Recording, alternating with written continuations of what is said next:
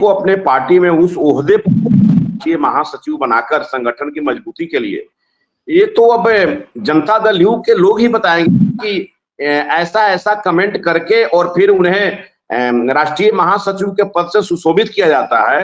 तो इसका तो खुलासा जनता दल यू, हमारे जो एनडीए गठबंधन के सहयोगी पार्टी है, उनके ही प्रवक्ता दे सकते हैं। लेकिन इतना मैं कह सकता हूं कि अब क्या मामला था क्या नहीं था, श्याम रजक जी को राष्ट्रीय महासचिव बनाकर उन्हें पद से सुशोभित किया गया, तो और फिर उसके बाद अशोक चौधरी जी को, दोनों दलित नेता को राष्ट्रीय महासचिव बनाया गया। इसका जवाब तो माननीय विकास पुरुष मुख्यमंत्री और जदयू के राष्ट्रीय अध्यक्ष आदरणीय नीतीश कुमार जी ही देंगे। लेकिन इतना हम कह सकते हैं कि दो दलित नेता, एक श्याम रजक साहब जो अभी पार्टी में राजद छोड़कर ज्वाइन किए, उनको भी राष्ट्रीय महासचिव, और बस कुछ दिनों के बाद अशोक चौधरी जी ट्वीट करके लिखे कि अब उम्र बहुत हो गया, उम्र का ढलान होनी चाहिए, तो इस परिस्थिति में फिर उन्हें भी राष्ट्रीय महासचिव बनाया गया।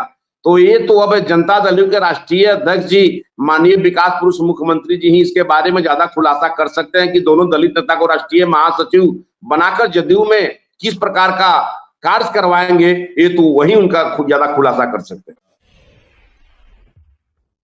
नमस्कार, आप देख रहे हैं धान वाला है। अशोक चौधरी जनता दल यू से एनडीए गठबंधन के सरकार में माननीय मंत्री हैं, और जिस प्रकार का ट्वीट किए हुए थे उसको मैंने भी पढ़ा, समझा, खोजा।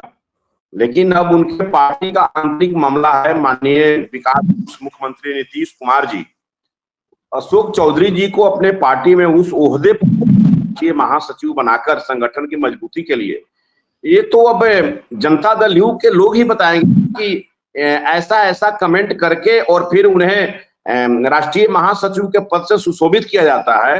तो इसका तो खुलासा जनता दल यू, हमारे जो एनडीए गठबंधन के सहयोगी पार्टी है, उनके ही प्रवक्ता दे सकते हैं। लेकिन इतना मैं कह सकता हूं कि अब क्या मामला था क्या नहीं था, श्याम रजक जी को राष्ट्रीय महासचिव बनाकर उन्हें पद से सुशोभित किया गया, तो और फिर उसके बाद अशोक चौधरी जी को, दोनों दलित नेता को राष्ट्रीय महासचिव बनाया गया। इसका जवाब तो माननीय विकास पुरुष मुख्यमंत्री और जदयू के राष्ट्रीय अध्यक्ष आदरणीय नीतीश कुमार जी ही देंगे। लेकिन इतना हम कह सकते हैं कि दो दलित नेता, एक श्याम रजक साहब जो अभी पार्टी में राजद छोड़कर ज्वाइन किए, उनको भी राष्ट्रीय महासचिव, और बस कुछ दिनों के बाद अशोक चौधरी जी ट्वीट करके लिखे कि अब उम्र बहुत हो गया, उम्र का ढलान होनी चाहिए, तो इस परिस्थिति में फिर उन्हें भी राष्ट्रीय महासचिव बनाया गया।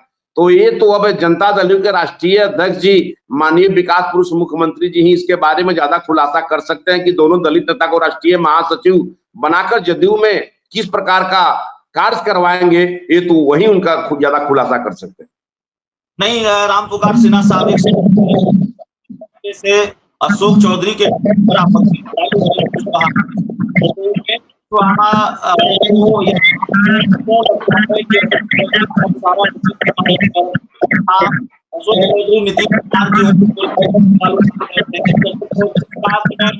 नीतीश कुमार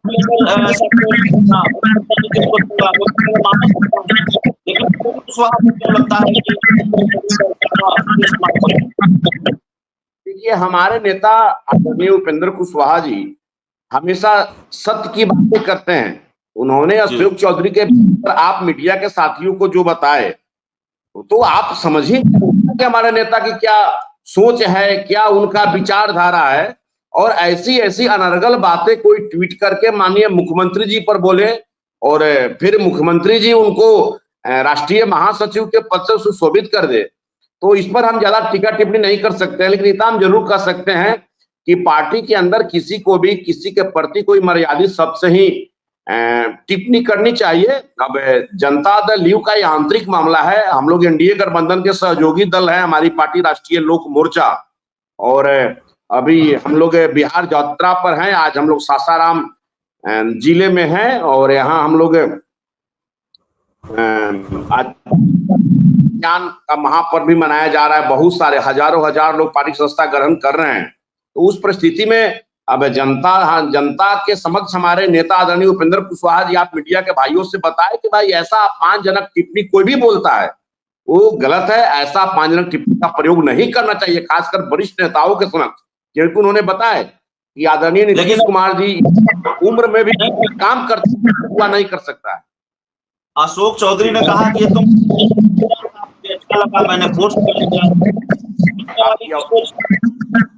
आपकी आवाज बहुत कट के आ रही है सर, लेकिन मैं इतना बतला सकता हूँ अभिषेक जी कि आप एक पत्रकार हैं, बहुत अच्छे सेफोलॉजिस्ट हैं आप। इतना हम जरूर कर सकते, हमारे नेता आदरणीय उपेंद्र कुशवाहा जी बोले कि इस उम्र में जो आदरणीय नीतीश कुमार जी जो काम करते हैं, बड़े बड़े जुआ नहीं कर सकते हैं। उनका सोच, उनका राजनीति हो रहा है और इस राजनीतिक अनुभव का लाभ तो हम लोग को लेना ही चाहिए। आज मैं एग्जाम्पल देना चाहता हूं कि आज देश के प्रख्यात समाजवादी चिंतक के और उड़ीसा से सांसद रहे, सबसे कम उनके सांसद हुए थे स्वर्गीय किशन पटनायक जी।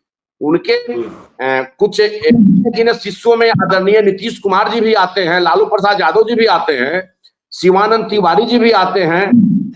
आज उनकी पुण्यतिथि है, 20वीं पुण्यतिथि, और उस पुण्यतिथि बताना चाहता हूं कि किशन पटनायक जी इतने उम्र के पड़ाव में भी जितना उन्होंने वर्क किया, उसी के आधार पर, उन्हीं के प्रेरणा से नीतीश कुमार जी भी बहुत अच्छा काम कर रहे हैं। उम्र जितना लोगों का बढ़ता है उतना अनुभव बढ़ता है, तो अब कोई उम्र के आधार पर एक कि ऐसा कर देना चाहिए, तो इनकी सोची समझी कोई साजिश है और इस बात का मैं स्वयं विरोध करता हूं कि ऐसी बातें नहीं बोलनी चाहिए। जी, तो चलिए राम पुकार का बहुत शुक्रिया, बहुत धन्यवाद।